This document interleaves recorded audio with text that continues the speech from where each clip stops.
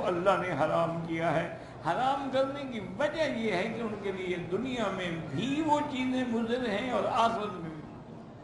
اب تو یعنی یقین کریں نا جی کہ خنزیر اور شراب جو ہے یہ انگریزوں کے لیے تو سب سے بڑی چیز ہے۔ شراب کے بغیر تو تصور ہی نہیں کر سکتے۔ اتنے ہوٹل ہیں وہاں پانی مانگے تو حیران ہو کے دیکھتے ہیں کون پاگل آ گیا پانی مانگ رہا ہے۔ یعنی ہوٹلوں میں ان کے پانی ملتا ہی نہیں۔ بہت لائٹ قسم کا مسئلہ ہو تو بیئر دے دیں گے آپ کو، ورنہ تو وہاں وائی نہیں ہوتا، شراب ہی ہوتا۔ اچھا اسی طرح ان کی سب سے پسندیدہ ڈش جو ہے وہ خنزیر کا گوشت ہوتا ہے۔ اب جناب خود قائل ہو گئے ہیں کبھی شراب بالکل بری چیز ہے، اور قانون بنا دیا انہوں نے کہ 18 سال کی عمر سے چھوٹا آدمی اگر جائے تو کوئی دکاندار اس کو شراب نہ دے۔ ہاں بڑا ہو جائے پھر اس کی مرضی، خود ہلاک ہونا چاہتے ہیں تو ہو جائے۔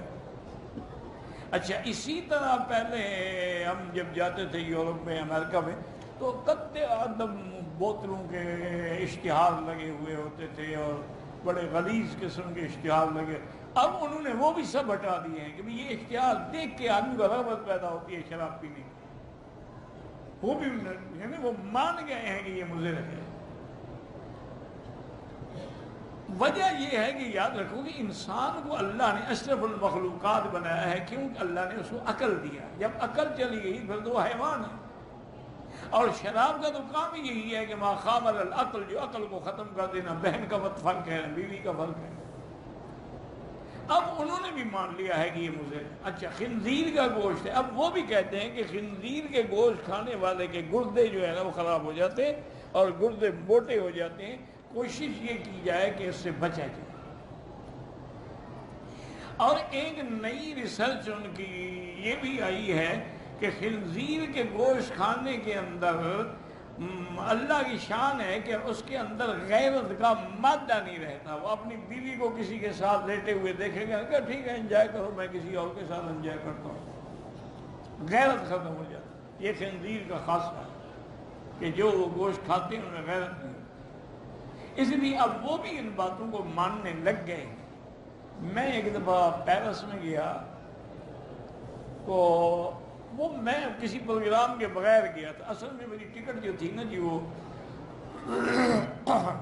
لندن جدہ تھی، لیکن اس میں مجھے گنجائش تھی کہ میں لندن پیرس جدہ چلا جاؤں۔ تو میں نے کہا پیرس مفت میں ملتا ہے، ٹکٹ ہی نہیں خریدنی پڑتی۔ تو اس لیے میں نے ایجنٹ سے کہا کہ تم ایسا کرو کہ میری ٹکٹ اب یوں بناؤ لندن پیرس جدہ، لیکن درمیان میں مجھے 24 گھنٹے کا سٹے بھی دے دو۔ اس نے کہا ٹھیک ہے۔ اس ایجنٹ نے البتہ مجھ سے پوچھا کہ حضرت آپ پیرس جا رہے ہیں، کسی کو پتہ بھی ہے، خبر بھی ہے، کوئی آدمی ایئرپورٹ پہ آپ کو لے گا نہیں لے گا، ہم انتظام کریں؟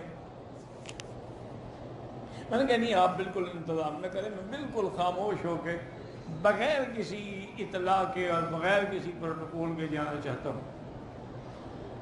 میں نے کہا جی آپ کو تکلیف ہوگی۔ میں نے کہا بس چھوڑ دیں، ایک تو دن میں نے گزارنا ہے۔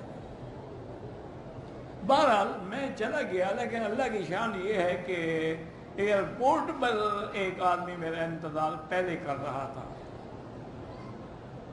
تو میں حیران ہوا، میں نے کہا بھئی آپ کو کیسے پتہ ہے؟ اس نے کہا جی مجھے تو پتہ اس لیے لگا ہے کہ ہمارا جو میڈیا ہے نا اس میں ایک خبر آئی تھی کہ مکی صاحب فلاں دن پیرس آ رہے ہیں، تو ہم نے تو جلسے کا اعلان بھی کیا ہوا ہے۔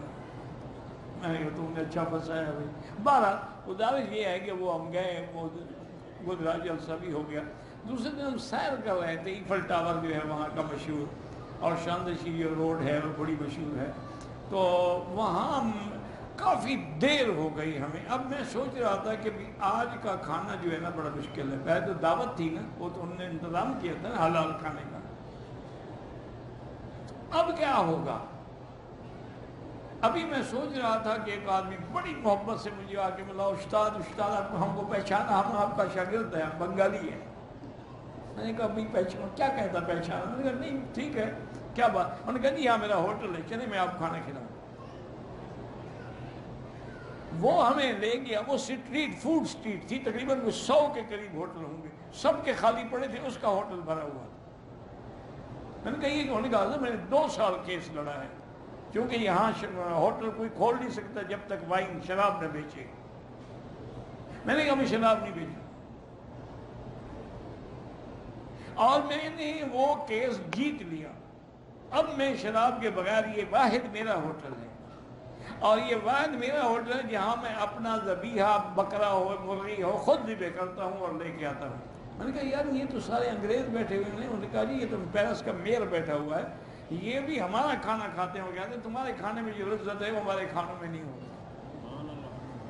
اللہ کی شان ہے، کیونکہ وہ دم مصفوح، گندا خون جب نکل جاتا ہے تو گوشت جو ہے وہ پاک ہو جاتا ہے۔ اس لیے ہر چیز میں اللہ کی حکمتیں ہیں۔ اللہ تبارک و تعالی نے جس کو حلال کیا ہے اسی میں رحمت ہے، جس کو حرام کیا ہے اس میں مذلت ہے، دنیا میں بھی اور آخرت